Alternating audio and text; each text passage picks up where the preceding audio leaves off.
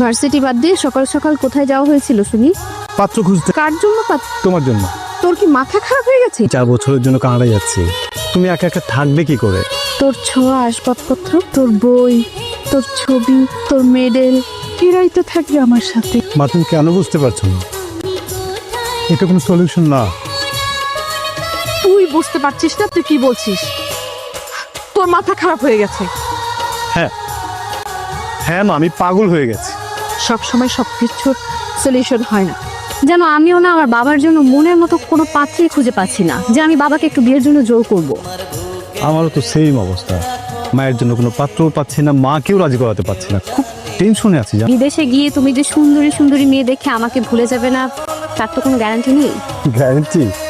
নিঃশ্বাসেরই কোনো গ্যারান্টি নাই, আর তুমি চাচ্ছ সম্পর্কে গ্যারান্টি। সে লুকাস, পত্রিকা বিজ্ঞাপন দিলে কেমন হয়?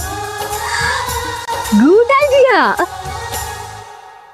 রান্না করেছি ঠিকই, তবে ঝাল মশলা লবণ একটু বেশি হতে পারে। তুমি খেতে পারবে তো বাবা? কি বলিস রে মা, আমার মায়ের হাতের রান্না। হোটেলে খেতে খেতে আমরা গ্যাস্ট্রিকের হোটেলের মালিক হয়ে যাচ্ছি, সেদিকে কোনো খেয়াল আছে তোমাদের? আমাদের যাতে কষ্ট না হয় সে কাজটা করলেই তো পারো বাবা। কি করবো তাহলে বল? বিয়ে করে ফেলো। তোর মাথা ঠিক আছে মা, বলতো? হ্যাঁ, মানে এটা আমার বয়স হলো, আর তাছাড়া যার মেয়ের এখন বিয়ে দিতে হবে সে কিনা মেয়েকে বিয়ে না দিয়ে নিজে বিয়ে করবে। ও ঠিক বলছে।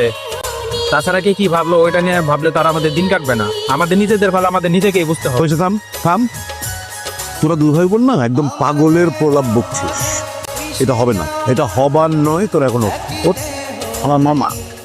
তাহলে পাত্রকে? আমি পাত্র।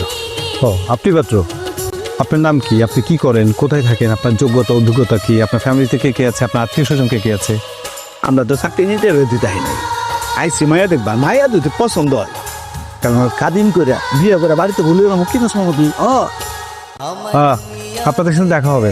আপাতত আপনারা ওয়েটিংয়ে থাকেন। আপনারা যে বাইরে বসেন চা বিড়ি খান, তারপরে আপনাদেরকে ডাকা হবে। আপনার বয়স কত? আমার 30 রানিং। আমি একজন উদ্যোক্তা, পাশাপাশি একটা ছোট একটা জব করছি। আচ্ছা, আর আপনার বাসা কোথায়? ঢাকা উত্তরা। আপনাকে খুব সুন্দর লাগছে। ধন্যবাদ। আপনি সিলেক্টেড। Thank you.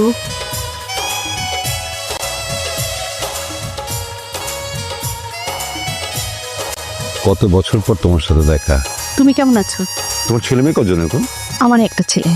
আমার বড়টা হচ্ছে মেয়ে মীরা, মাস্টার্স কমপ্লিট করেছে, আর ছোটটা নাহিম এবার অনার্সে পড়ছে। তোমার কদমালি কেমন আছে, যে আমার কাছ থেকে তোমাকে একদম ছো মেরে নিয়ে গেল? আয়নের বয়স যখন 3 বছর, তখন ক্যান্সারে আক্রান্ত হয়ে ওর বাবা মারা যায়। এই সমাজে সিঙ্গেল মাদারদের লাইফ সার্ভাইভ করা যে কত কঠিন, সেটা আমি এত বছরে হাড়ে হাড়ে টের পেয়েছি। ভাবি কেমন আছে? নাফিসাও বেঁচে নেই। তোমার মোবাইল নাম্বারটা কি পাওয়া যাবে? হ্যাঁ নিশ্চয়ই নিশ্চয়ই।